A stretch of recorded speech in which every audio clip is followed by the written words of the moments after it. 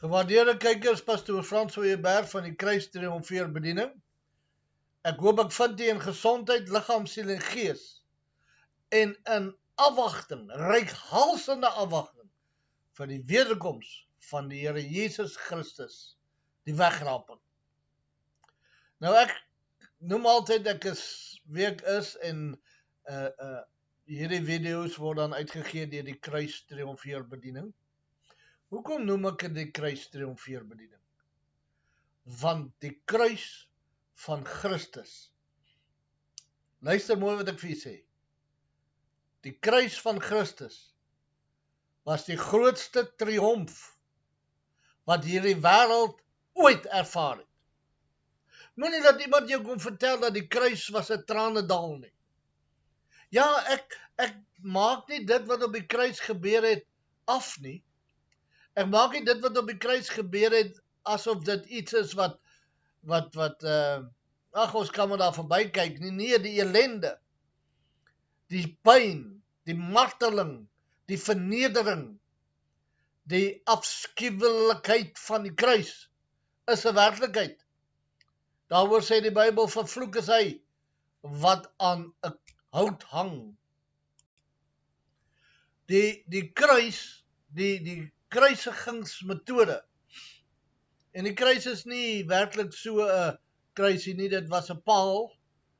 Ons weet nie regtig wel ek weet nie. Daar seker ouens wat weet hoe dit werklik gelyk. Ons vat die kruis maar net op die grond van die kruis omdat ons maar net 'n simbool het.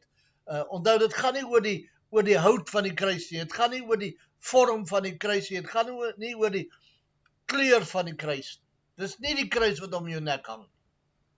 Dit gaan oor wat het Christus in daai 3 ure van duisternis op die kruis gedoen, waarvan ons niks weet nie, behalwe hier en daar ietsie wat die Bybelskrywers vir ons duidelik maak. Dit gaan oor wat het hy daar vir my en vir jou gedoen.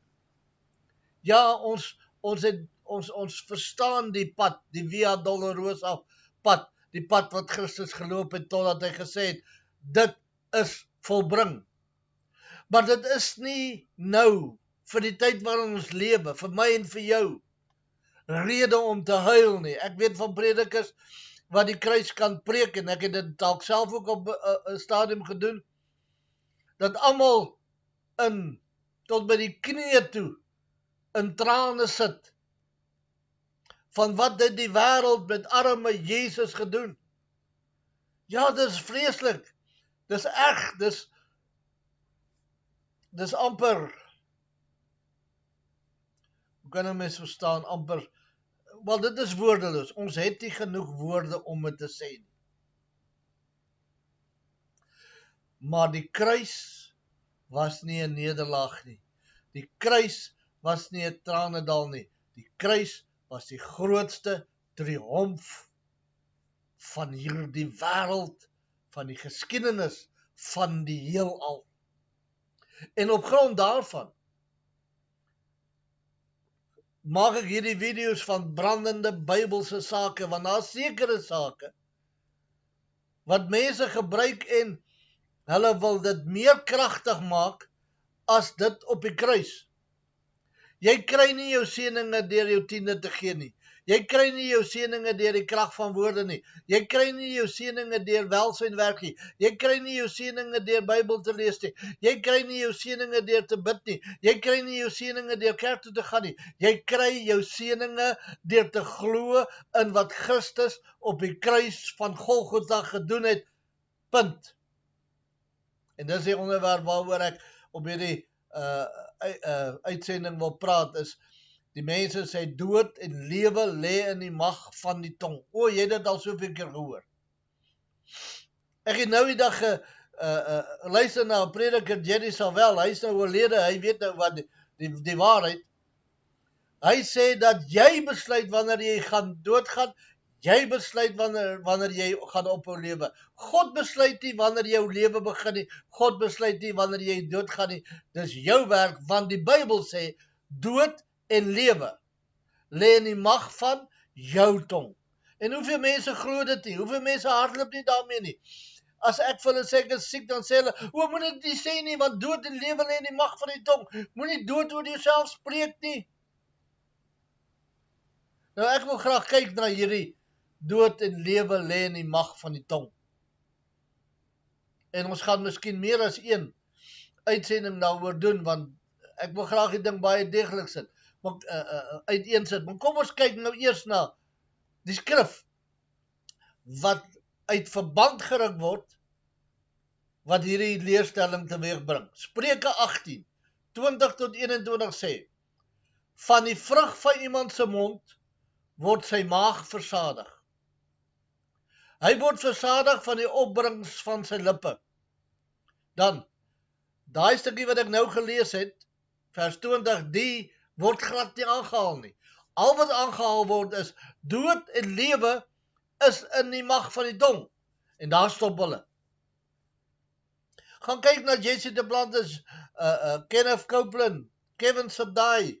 Ag, ek kan enige naam noem van hierdie Word of 5 mense. Woord van geloof. Dis die woord van geloof wat jou laat lewe. Jy besluit hoe jy gaan lewe, jy besluit wanneer jy doodgaan, want daar staan in Spreuke, dood en lewe is in die mag van die tong. Staan dit daar? Ja, dit staan daar. Kan jy dit gebruik? Ja, jy kan dit gebruik. Kan jy dit soms so los gebruik? Nee, jy kan nie. Hy sê, en elkeen wat dit graag gebruik, sal die vrug daarvan eet. So, as ek graag sê, ek is die kop en nie die stert nie. Ek is geseënd by my ingang en my uitgang. Ek loop voor, ek loop nie agter nie. Ek weet nie hoe gaan daai hele dientjie van hulle nie. Ek ken 'n pastoor wat sy lewe lank bely, ek sal nie 'n siekte in my liggaam toelaat nie. Ek sal nie siek word nie. Ek sal in 'n lewe van gesondheid lewe, en hy het op die huidige stadium baie sterk kanker. Wat help het? Om te dink dat lewe en dood, en ek gaan vir jy sê, lewe en dood lê in die mag van die tong. As jy jou woorde gebruik teenoor jouself, ek is 'n mislukking, ek is 'n mislukking, ag ek sal dit nie maak nie, ag ek is maar net die vark in die verhaal, en jy hou aan, dan glo jy jouself naderhand, en dan sal dit wees, nie volgens jou woorde nie, maar volgens jou geloof, want jy glo jouself. Maar jy kan vir my in die oë kyk, en jy kan vir my sê 1000 keer op 'n dag, jou dom donkie.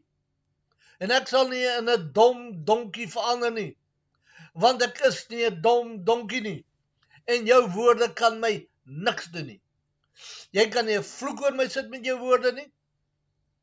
Jy kan nie negatiewe dinge oor my uitspreek in jou woorde en glo dit gaan werk nie. Weet jy wanneer gaan dit werk? As ek dit glo. Want laat dit dan wees volgens jou geloof. Maar hy sê van die vrug van iemand se mond word sy maag versadig. Hy word versadig van die opbrengs van sy lippe. Dood en lewe lê in die mag van die tong, en elkeen wat dit graag gebruik sal daarvan eet. Nou is dood en lewe in die mag van die tong. Ek het dit nou al oor en oor gesê, die Word of 5 geloofsleraars interpreteer dit in 'n manifestasiesin in plaas van 'n Bybelse interpretasie te gebruik. Hulle glo dit. Maar dit is nie die hele skrif nie. Ons het dit nou net gekyk. Die hele skrif sê, en die wat dit lief het, sal die vrug daarvan eet. Met ander woorde, wat jy verander saai, sal jy maai. Kom ons lees die hele gedeelte van die skrif om die konteks te kry. Spreuke 18, 19 tot 21. 'n broer teen wie oortree is erger as 'n sterk stad, en geskille is soos die grendel van 'n paleis. Van die vrug van iemand se mond word sy maag versadig. Hy word versadig van die opbrengs van sy lippe. Dood en lewe is in die mag van die tong, en elkeen wat dit graag gebruik, sal die vrug daarvan eet. Van wat hulle praat, sal gevolge kom, goed of sleg. Nie omdat hulle die werklikheid deur hulle woorde beheer nie. Jerusalem, en hierdie ouers sê, jy beheer die werklikheid deur jou woorde. Nee, my vriend, jy hanteer geen werklikheid deur jou woorde nie. Daar is nie krag in jou woorde nie. Jy kan nie doen wat God sê nie. Jy kan nie dinge roep asof dit nie bestaan sodat dit kan bestaan nie. Jy is nie God nie. Jy is nie geskape soos God nie. Jy het nie die mag van skepping in jou soos God nie. Maar jou woorde wat jy gebruik, gaan 'n negatiewe invloed op jou hê. Want jy gaan die vrug daarvan eet.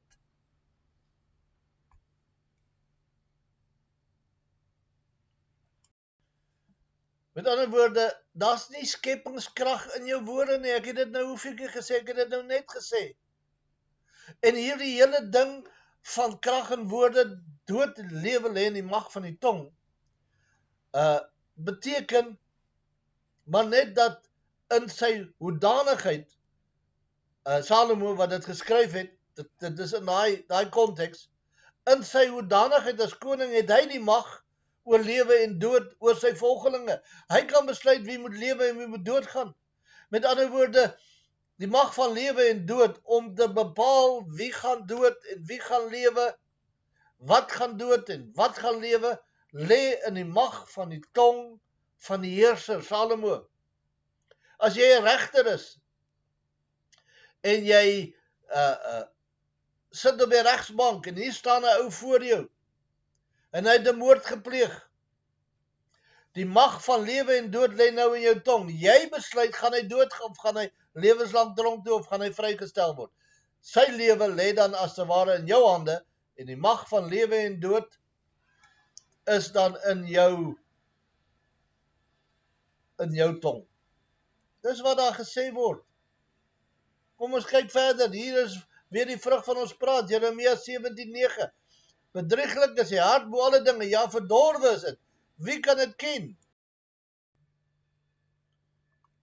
Matteus 15:18-20, maar die dinge wat uit die mond uitgaan, kom uit die hart, en dit is die wat die mense onrein maak, want uit die hart kom daar slegte gedagtes, moord, egbreek, hoerery, diewery, valse getuienis, lastertaal. Dit is hierdie dinge wat die mense onrein maak, maar om met ongewaste hande te eet, maak die mens nie onrein nie. Jeremia 17:9. Bedrieglik is die hart bo alle dinge, ja, verdorwe is dit. Wie kan dit ken? Wat uit die hart kom, maak die mens besoedel. Maak hom werklik besoedel of aanstootlik in die oë van God. Verskoning. Spreuke 28:17. 'n Skrander mens verberg sy kennis, maar die hart van die dwaase roep hulle sotheid uit. Jeremia 23:25-26. Ek het gehoor wat die profete sê, wat in my naam vals profeteer met die woorde, ek het gedroom, hoe lank nog? Is dit in die hart van die profete wat leens profeteer, en profete is van die bedriegery van hulle hart. Jesus het gesê, ons woorde wys ons gedagtes. Die hart is beskou as die setel van ons emosies. Die hart word die middelpunt van ons geestelike aktiwiteit genoem, en van al die bedrywighede van die menslike hart lewe, die hart en die siel, word dikwels uitruilbaar in die skrif gebruik. Maar dit praat nie van die fisiese hart nie, maar van die mens se gees. Die vrug van ons woorde kan emosioneel goed doen of skade doen, net soos ons dade iemand fisies kan beïnvloed.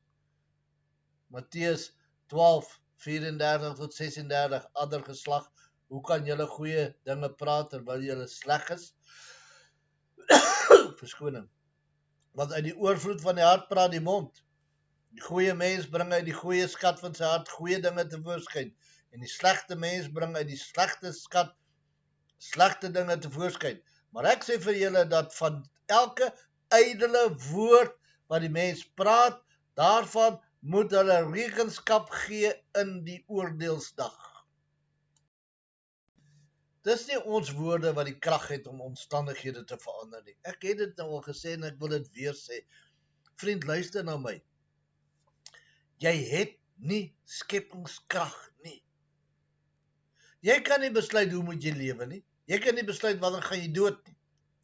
Jy kan nie besluit of môre iets is wat jy kan gaan doen, jy die besluit om dit te doen. Jy weet nie of jy môre nog hier is nie.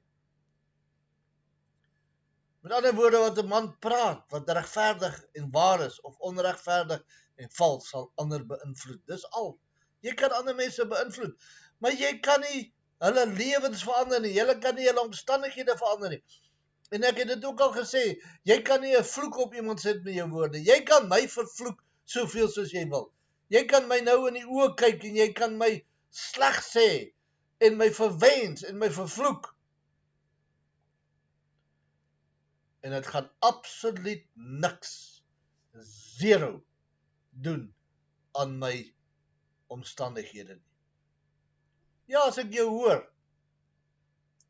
en ek begin glo, en ek begin te harte neem wat jy sê, en dit pla my, dan kan dit 'n invloed in my lewe hê, maar dit kan nie my lewe verander nie. Spreuke 12 vers 18. Daar's een wat onverskillig woorde uitspreek, so swaardsteke, maar die tong van die wyse is genesing. Spreuke 12:25, bekommernis in die hart van 'n mens druk dit neer, maar 'n vriendelike woord vrolik dit op. Spreuke 16:24, vriendelike woorde soos heuningkoek, soet vir die siel en 'n genesing vir die gebeente. Wat ons praat beïnvloed mense en kan hulle persepsies beïnvloed, selfs hulle omstandighede beïnvloed. Maar nêrens leer of bevestig die Bybel dat ons as gelowiges dinge tot bestaan kan praat nie. Ons kan nie dinge wat nie bestaan roep asof dit bestaan nie. Ons moet kyk na 'n beter verduideliking hiervoor as om staat te maak op diegene wat mag wil hê. As dit waar was, sou geen geloofsleraar siek wees of sterf as die lewe, die mag van dood en lewe in hulle tong was nie. In die volgende uitsending gaan ons aan en ons gaan kyk weer na hierdie is lewe en dood in mense se woorde. Ons sal hierdie ding deurtrap en ek is seker ons sal met die volgende uitsending sal ons dan klaar wees met hierdie onderwerp. Baie dankie Vader dat ons kan weet dat U vir ons soveel voorregte gee. Maar dankie Here dat U nie die mag van lewe en dood skepingskrag in die tong van die mens gelê het nie, want ons sou so gemors aangevang het. Ons sou mekaar doodgemaak het links en regs. Maar dankie Here dat U dit nie toelaat nie. Ons loof U daarvoor in Jesus naam. Amen. Al wat vir my oorbly om te sê is gaan en wandel waardig die roeping waarmee God jou geroep het en Maranatha, Jesus gaan weer kom. Is jy gereed?